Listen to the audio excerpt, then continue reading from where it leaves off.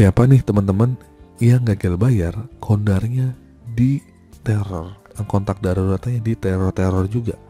Dan bagaimana sih cara agar si DC pinjol ini berhenti untuk menagih kontak darurat atau mungkin di luar kondar? Mau tahu? Simak video ini sampai habis. Oke, pada kesempatan kali ini saya akan membahas tentang masalah resiko gagal bayar pinjaman online, yang salah satunya adalah yang banyak dikeluhkan oleh teman-teman, seperti ancaman ke kontak darurat. Sebagai korban kontak darurat atau teman-teman yang didaftarkan sebagai nomornya, mungkin akan merasa terganggu ya, bahkan ikut dihina atau dengan kata-kata kasar. Solusinya agar si DC berhenti untuk menghubungi kondar itu gampang. Solusinya adalah kalian hanya bisa memblokir nomor-nomor yang sudah meneror kalian.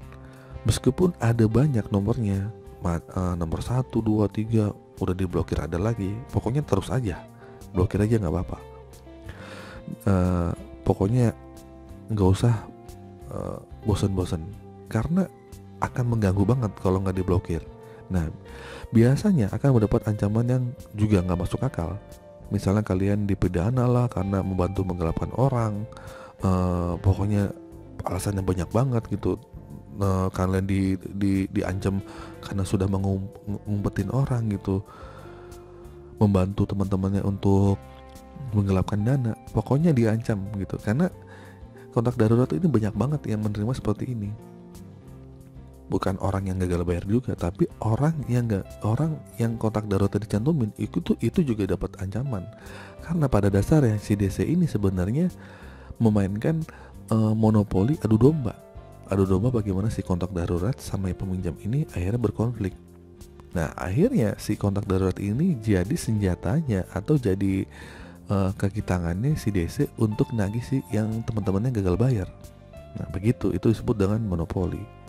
Oke, jadi untuk kalian kontak darurat ya untuk berhenti. Jadi untuk kalian, bagaimana sih cara si DC ini, pinjol ini berhenti? Caranya buat kalian nih yang gagal bayar, komunikasikan sama temen-temennya untuk memblokir, untuk nggak usah direspon. Tapi balik lagi nih, temen kadang ada yang ngeselin, ada yang ngerti. Yang ngeselin ini biasanya tuh dia tuh emang sinis sama kita, bermasalah sama kita. Ya ini maksudnya bukan untuk teman-teman yang di luar kontak darurat ya. Di luar kontak darurat kan nasib-nasiban ya. Ada orang yang kesebar siapa yang gak kenal gitu, bahkan kesebar dari teman-teman yang ternyata itu teman itu punya konflik. Nah ini biasanya akan jadi, teman ini biasanya ngeselin nih. Teman ini akan menjadi wah ini orang punya hutang pinjol nih, sekalian aja nih. Akhirnya kalian dikibahin, malah dihina-hina juga sama teman-teman itu. Gak usah teman lah, mungkin saudara atau mungkin kerabat kita, banyak yang seperti ini. Pokoknya bilangin aja, maaf nih gitu kan, tolong diblokir aja. Terserah kalian mau jujur, silahkan. Kalau iya saya punya hutang, saya punya masalah hutang, terserah. Dan kedua, bilang aja ya itu bukan hutang saya atau gimana. Tapi kalau lebih baik sih sebenarnya jujur gitu, karena orang punya hutang ya itu biasa aja gitu kan. Semua orang punya hutang kok.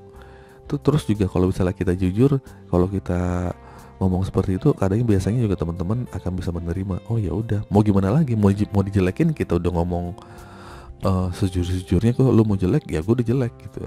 Oke, itu teman yang ngeselin. Yang kedua, biasanya ada juga teman-teman yang ngerti. Nah ini ngerti tuh enak nih, tinggal dibilangin aja, ya udah diblokir aja, bilang aja nggak kenal, atau bilang aja kamu, atau nggak usah repot-repotnya, nggak usah direspon. Nah dari hal itu, kalian yang gagal bayar bisa ngasih tahu ke teman-teman nih yang mendapat ancaman dari DC yang kalian bukan minjem atau teman kamu yang minjem. Ini gampang, kalau kalian mengerti gitu kan, kasihan teman kamu lah ya. Ya udah, diabaikan, blokir, selesai.